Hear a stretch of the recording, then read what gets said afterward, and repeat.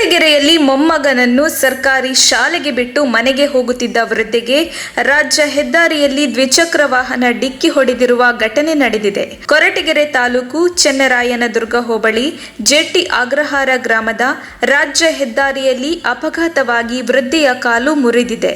ಜೆಟ್ಟಿ ಅಗ್ರಹಾರ ಗ್ರಾಮದ ದಾಸಪ್ಪನ ಮಡದಿಯಾದ 65 ವರ್ಷದ ಗಿರಿಯಮ್ಮನವರ ಮೇಲೆ ದ್ವಿಚಕ್ರ ವಾಹನ ಹರಿದು ವೃದ್ಧೆಯ 2 ಕಾಲುಗಳು ಮುರಿದು ಕೊರಟಗೆರೆ ಆಸ್ಪತ್ರೆಗೆ ರವಾನಿಸಲಾಗಿದೆ. ಕೆಶಿಪ್ ವಿರುದ್ಧ ಸ್ಥಳೀಯರಿಂದ ಪ್ರತಿಭಟನೆ.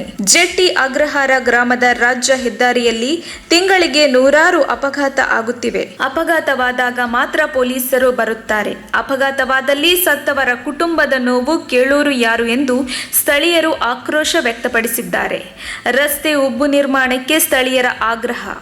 ರಾಜ್ಯ ಹೆದ್ದಾರಿಯಲ್ಲಿ ನಡೆಯುತ್ತಿರುವ ಅಪಘಾತ ತಡೆಯಲು ವೈಜ್ಞಾನಿಕ ರಸ್ತೆ ಉಬ್ಬುಗಳನ್ನು ನಿರ್ಮಾಣ ಮಾಡಬೇಕಿದೆ. 100 ಕಿಲೋಮೀಟರ್ ವೇಗವಾಗಿ ಬರುವ ವಾಹನಗಳಿಂದ ಪದೇ ಪದೇ ಅಪಘಾತ ಆಗುತ್ತಿವೆ. ದಯವಿಟ್ಟು ಅಪಘಾತ ತಡೆದು ಜನರ ಜೀವ ಉಳಿಸಬೇಕಿದೆ ಎಂದು ಸ್ಥಳೀಯರು ಆಗ್ರಹಿಸಿದ್ದಾರೆ.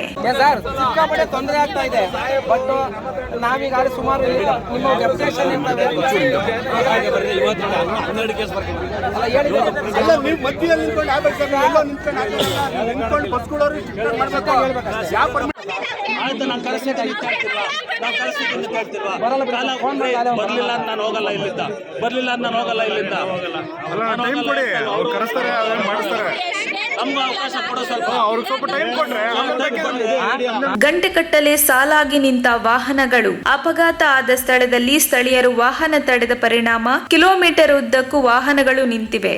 ನಂತರ ಪೊಲೀಸರ ಮಧ್ಯ ಪ್ರವೇಶದಿಂದ ವಾಹನ ಸಂಚಾರಕ್ಕೆ ಅನುಕೂಲ ಕಲ್ಪಿಸಲಾಗಿದೆ. ವರದಿ ಮಂಜುಸ್ವಾಮಿ, MN, ಕೊರಟಗೆರೆ.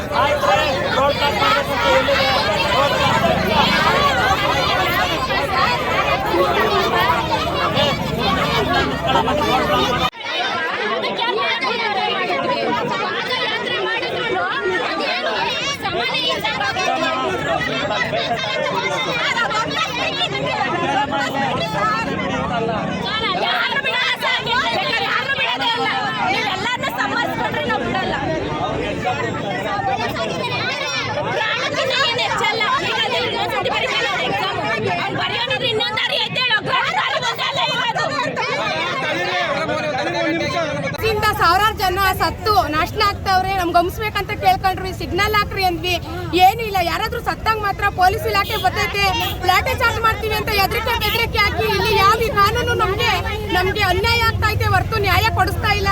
ಅದರಿಂದ ನಮಗೆ ನ್ಯಾಯ ಬೇಕು, ಬೇಕು, ಸಿಗ್ನಲ್ ಬೇಕು. ಮಕ್ಕಳಿಗೆ ವಿಪರೀತ ತೊಂದರೆ ಆಗ್ತಾ ಐತೆ. ಅದರಿಂದ ದಯವಿಟ್ಟು ನಮ್ಗೆ ಸಿಗ್ನಲ್ ಆಗ್ಲಿ ಹಾಕ್ಬೇಕು. ಮಕ್ಕಳಿಗೆ ನಮ್ಗೆ ಸ್ಕೂಲ್ಗೆ ಹೋಗಕ್ಕೆ ಅನುಕೂಲ ಮಾಡ್ಕೊಡ್ಬೇಕು ಅಂತ ಕೇಳ್ಕೊಂತ ಇದ್ದೀವಿ. ಮನವಿ ಮಾಡ್ಕೊಡ್ರಿ. ಇಲ್ಲಿ ಆಕ್ಸಿಡೆಂಟ್ ಆಗ್ತಾ ಐತೆ. ಬಸ್ನವರು ಚಿಕ್ಕಪಂಡೆ ಅವರು ಸಿಕ್ಕದಂಗೆ ಹೊಡ್ಕೊಂಡು ಹೋಗ್ತಾರೆ. ಗಾಡಿಯರು ಅಷ್ಟೇ ಕುಡಿದ್ಬಿಟ್ಟು ಅವ್ರಿಗೆ ನಿಚ್ಚಿಲ್ದಂಗೆ ಯಾರೇ ಆಯ್ತು ಸಿಕ್ಬೇಕಂತ ಬರಲ್ಲ. ಈಗ ಪೊಲೀಸರು ಹೇಳ್ತಾರೆ ನೀವು ನೋಡ್ಕೊಂಡು ಬರ್ಬೇಕು ಅಂತ. ನಾವು ನೋಡ್ಕೊಂಡೆ ಪ್ರಾಣದ ಮೇಲೆ ಭಯ ಇಟ್ಕೊಂಡು ನೋಡ್ಕೊಂಡು ಬರ್ತೀವಿ. ಆದ್ರೂ ನನ್ನ ಮಕ್ಕಳು ಕುಡಿದು ಪ್ರಜ್ಞೆ ಇಲ್ದಲೇನೆ ಚಿಕ್ಕಪಟ್ಟೆ ಹೊಡ್ಕೊಂಡು ಮನುಷ್ಯರಾಗ್ಲಿ ಮಾನವರಾಗ್ಲಿ ಅಂತ ಕಾಣ್ದಲೇನೆ ನಾಯಿ ತರ ಮಾಂಸ ಮದ್ದು ಬೀಳೋ ತರ ಹೊಡ್ಕೊಂಡು ಹೋಗ್ತಾವ್ರೆ.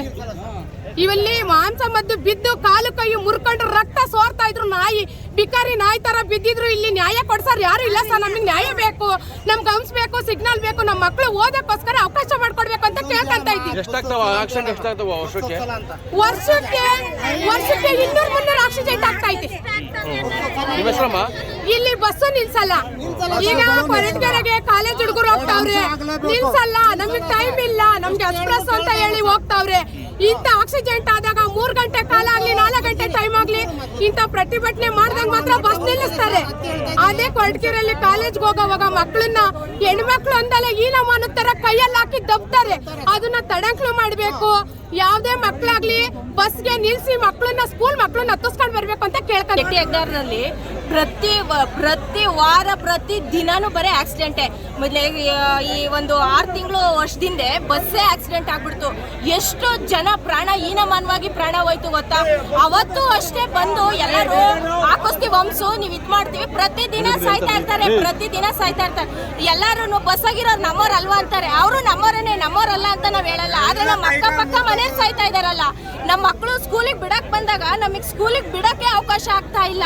ಅಷ್ಟು ಇದು ನಿರ್ಭಯವಾಗಿ ಇಲ್ಲಿ ಜೀವನ ಮಾಡೋ ರೋಡ್ ದಾಟೋದಕ್ಕೆ ಅಷ್ಟು ಭಯ ಆಗ್ತಾ ಇದೆ. ಪ್ರತಿದಿನನೂ ಪ್ರತಿಯೊಂದು ಸಾವು ನಡೀತಾನೆ ಇದೆ. ಸಾವಾದಾಗ ಮಾತ್ರ ಪ್ರತಿಯೊಬ್ರು ಬರ್ತಾರೆ, ಈಗ ಮಾಡಿಸ್ತೀವಿ, ಈಗ ಈ ಗಂಟೆಗಾಗುತ್ತೆ ಅಂತ ಹೇಳೋಗ್ತಾ ಇದ್ದಾರೆ. ಒಬ್ರು ಏನು ಮಾಡೋದು ಇಲ್ಲ, ಏನೂ ಇಲ್ಲ. ಈಗ ಅದೇ ಹೇಳ್ತಾ ಇದ್ದಾರೆ, ಈಗ ನಿಮಿಷಕ್ಕೆ ನಾನು ಹಾಕಿಸ್ಕೊಡ್ತೀನಿ, ಬಸ್ಗಳು ಬಿಡ್ರಿ, ನೀವೇನಕ್ಕೆ ಇಷ್ಟೊಂದು ಇದು ಮಾಡ್ತಾ ಇದ್ದೀರಾ ಅಂತ. ನಾವು ಯಾವುದೇ ಕಾರಣಕ್ಕೂ ಇಲ್ಲಿ ಆಗೋವರೆಗೂ ನಾವು ಬಿಡೋದಿಲ್ಲ. ಆಮೇಲಿಂದ ಮಕ್ಕಳು ಸ್ಕೂಲ್ ಮಕ್ಕಳಿಗಂತೂ ಫುಲ್ಲು ತೊಂದರೆನೆ. ಸ್ಕೂಲಿಗೆ ಕಳ್ಸಕ್ಕೆ ಆಗ್ತಾ ಇಲ್ಲ. ಅನುಕೂಲ ಆಗೋವರೆಗೂ ನಾವು ಬಿಡೋದಿಲ್ಲ. ನಾವು ಅವ್ರು ಯಾರೋ ಇವರು ರಾಮಸ್ವಾಮಿನ ಯಾರೋ ಬಂದಿದ್ರು, ಈಗ ಈ ನಿಮಿಷಕ್ಕೆ ಆಗ್ಬಿಡ್ತೈತೆ ಅಂದ್ರು. ಈ ನಿಮಿಷನೂ ಇಲ್ಲ, ಏನೂ ಇಲ್ಲ. ಅವ್ರು ಅಂದಾಗಿಂದ ಒಂದು 30 ಆಕ್ಸಿಡೆಂಟ್ ಆಗ್ಬಿಟ್ಟಿದ್ದಾವೆ. ನಾವು ಒಂದಲ್ಲ ಎರಡಲ್ಲ, ಅವ್ರು ಹೇಳೋದಾಗಿಂದ ಒಂದು 30 ಆಕ್ಸಿಡೆಂಟ್ ಆಗ್ಬಿಟ್ಟಿದ್ದಾವೇನೋ. ಆಕ್ಸಿಡೆಂಟ್ ಅಂದ್ರೆ ಈ ಕೋಳಿ ಕುಯ್ದಂಗೆ ಆಗೋಗ್ಬಿಟ್ಟಿದೆ. ಈ ರೋಡಲ್ಲಿ ಕೋಳಿ ಕುರಿ ಕುಯ್ದು ಎಸಿತಾರಲ್ಲ, ಹಂಗ ಆಗೋಗ್ಬಿಟ್ಟಿದೆ. ಬರೇ ಆಕ್ಸಿಡೆಂಟ್ ಆದಾಗ ಬರ್ತಾರೆ, ನಮ್ಗೇನೋ ಆಶ್ವಾಸನೆ ಕೊಡ್ತಾರೆ, ಹೋಗ್ತಾರೆ. ಇದು ಜೀವನದ ಪ್ರಶ್ನೆ, ಜೀವನದ ಜೊತೆ ಆಟ ಆಡ್ತಾ ಇರೋದು ಇದು. ಏನ್ ಕೋಳಿನ ನಾಯಿನ ಮರಿನ ಬಿಡೋ ಹೋಗ್ಲಿ ಅನ್ನೋದು. ಒಬ್ಬ ಮನುಷ್ಯನ ಜೊತೆ ಜೀವನ ಜೊತೆ ಇವ್ರ ಅಧಿಕಾರಿಗಳು ಆಟ ಆಡ್ತಾ ಇದ್ದಾರೆ. ನಮ್ಗೆ ಹಂಸ ಹಾಕ್ಲೇಬೇಕು, ಸಿಗ್ನಲ್ ಕೊಡ್ಲೇಬೇಕು,